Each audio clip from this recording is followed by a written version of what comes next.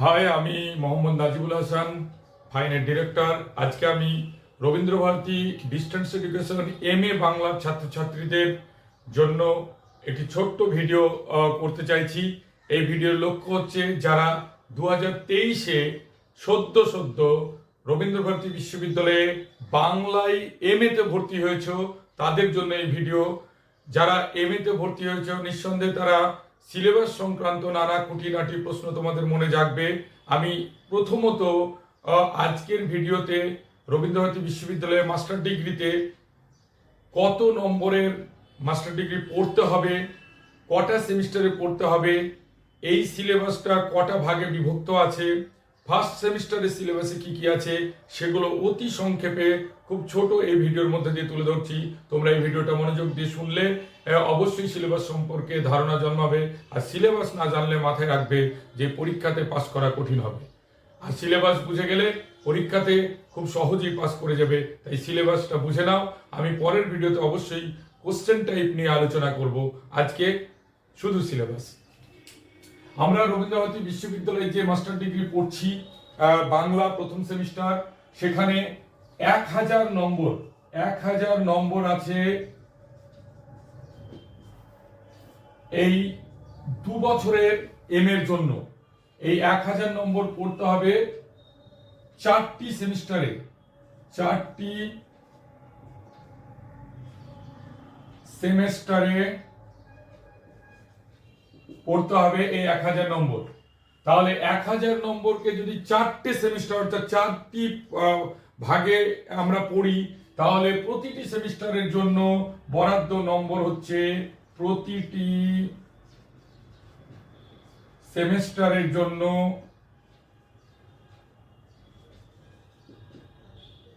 Semester হচ্ছে 250 নম্বর।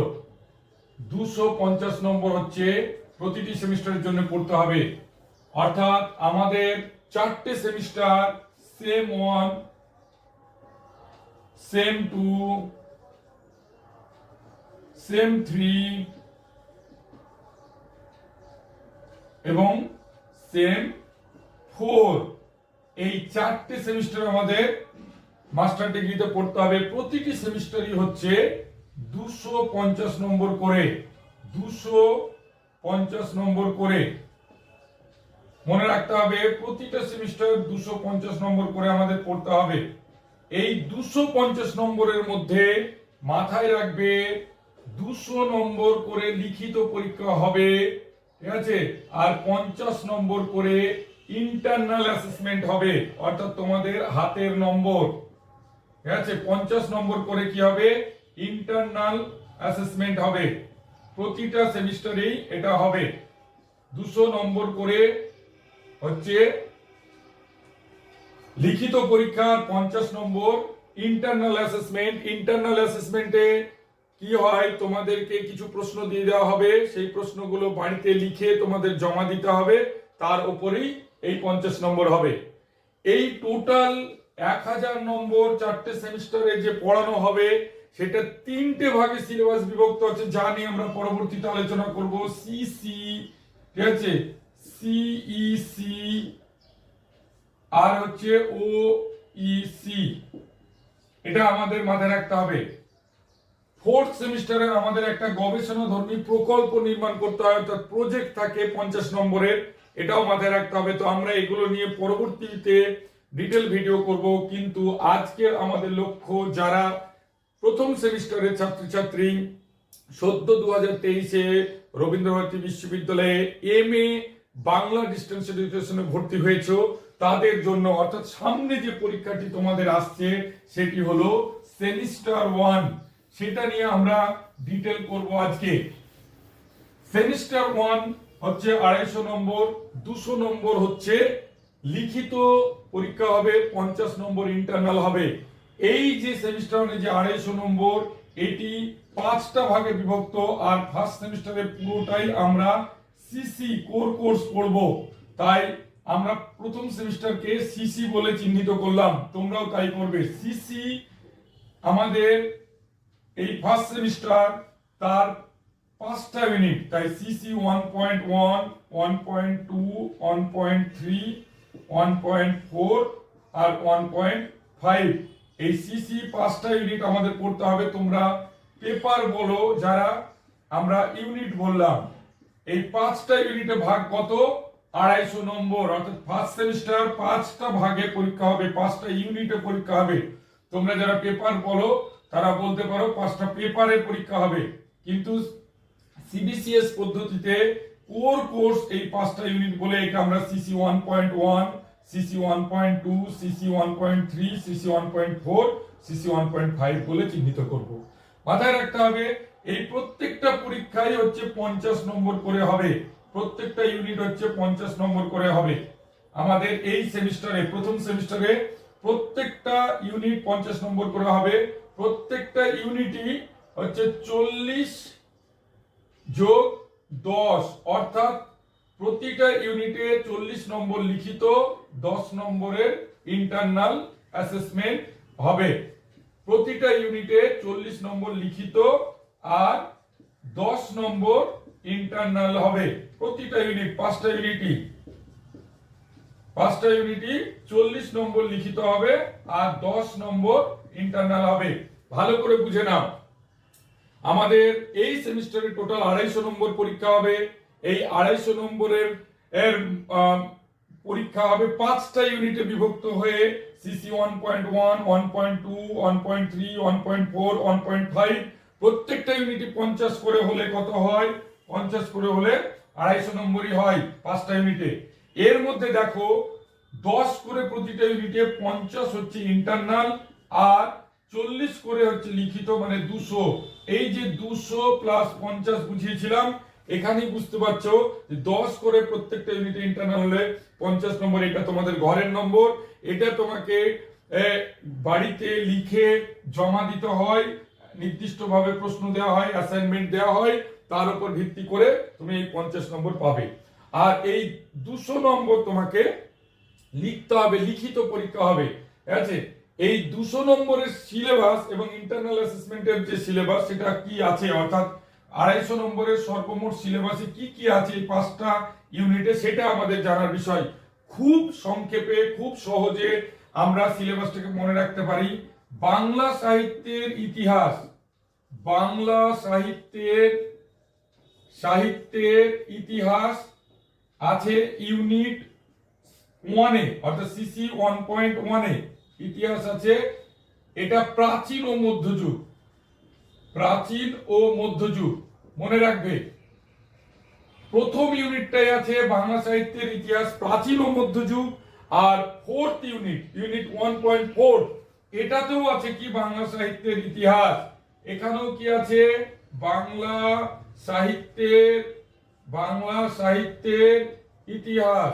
তবে এখানে আছে আধুনিক যুগ, এখানে আছে আধুনিক যুগ। তোমরা মনে রাখবে, খুব সোজা। তাহলে দুটো ইউনিটের সিলেবাস তোমাদের মনে রাখা খুবই সোজা। একটা ইউনিট 1.1 যেখানে বাংলা সাহিত্যের ইতিহাসের প্রাচীন মধ্যযুগ আছে, ইউনিট 1.4 যেখানে বাংলা সাহিত্যের ইতিহাসের আধুনিক যুগ আছে। দুটো ইউনিটের সিলেবাস আমাদের মুখস্থ হয়ে গেল। নেক্সট 1.2 তে কি কি আছে তোমরা সবাই কম বেশি পরিচিত। 3টে বিষয়, একটা হচ্ছে চর্যাপদ, ঠিক আছে, আরেকটা হচ্ছে শ্রীকৃষ্ণ কীর্তন, ঠিক আছে, আর একটা হচ্ছে বৈষ্ণব পদাবলী। এই 3টে বিষয় তোমাদের সবারই পরিচিত। বৈষ্ণব পদাবলী, ঠিক আছে। চর্যাপদ হচ্ছে 10টা নির্বাচিত পদ, শ্রীকৃষ্ণ কীর্তন হচ্ছে বংশীখণ্ড, রাধা বিরহ, বৈষ্ণব পদ হচ্ছে বেশ কয়েকজন নির্বাচিত পদকর্তাদের পদ অবলম্বনে হচ্ছে আমাদের সিলেবাস নির্মাণ করা হয়েছে। অতএব আমরা ইউনিট 1-এ জানলাম কি? ইউনিট 1-এ জানলাম হচ্ছে বাংলা সাহিত্যের ইতিহাসের প্রাচীন মধ্যযুগ। আর ইউনিট 4-এ কি জানলাম? বাংলা সাহিত্যের ইতিহাসের আধুনিক যুগ। আর ইউনিট 2-তে চর্যাপদ, শ্রীকৃষ্ণ কীর্তন, বৈষ্ণব পদাবলী আমরা খুব সহজে মনে রাখতে পারি। আর ইউনিট 3, এখানেও খুব একটা কঠিন কিছু নেই। এখানে হচ্ছে রামায়ণ, সবাই মনে রাখতে পারবে রামায়ণ, ঠিক আছে। আদিকাণ্ড, লঙ্কাকাণ্ড পাঠ্য আছে। হচ্ছে তোমার শ্রীকৃষ্ণ বিজয়, ঠিক আছে। আর হচ্ছে অন্নদা মঙ্গল, অন্নদা মঙ্গল তোমরা খাতায় লিখে নাও, যতই সিলেবাস থাকুক না কেন ছাপানো বইতে তোমরা নিজের মতো করে খাতায় লিখে নাও। তাহলে অন্নদা মঙ্গল, রামায়ণ আর শ্রীকৃষ্ণ বিজয় 3টে বই আছে আমাদের এখানে পাঠ্য, খুব সহজে মনে রাখা যায়। প্রথম ইউনিট হচ্ছে বাংলা সাহিত্যের ইতিহাস প্রাচীন মধ্যযুগ, ফোর্থ ইউনিট বাংলা সাহিত্যের ইতিহাস আধুনিক যুগ, ইউনিট 2 চর্যাপদ শ্রীকৃষ্ণ কীর্তন বৈষ্ণব পদাবলী, আর ইউনিট 3 রামায়ণ শ্রীকৃষ্ণ বিজয় আর অন্নদা মঙ্গল। আর ইউনিট 5-এ কি আছে দেখো, ইউনিট 5-এ আছে মেঘনাদ বধ কাব্য আর সূর্যাবর্ত। মেঘনাদ বধ কাব্য হচ্ছে মাইকেল মধুসূদন দত্তের লেখা, আর সূর্যাবর্ত হচ্ছে রবীন্দ্রনাথের কবিতা সংকলন গ্রন্থ।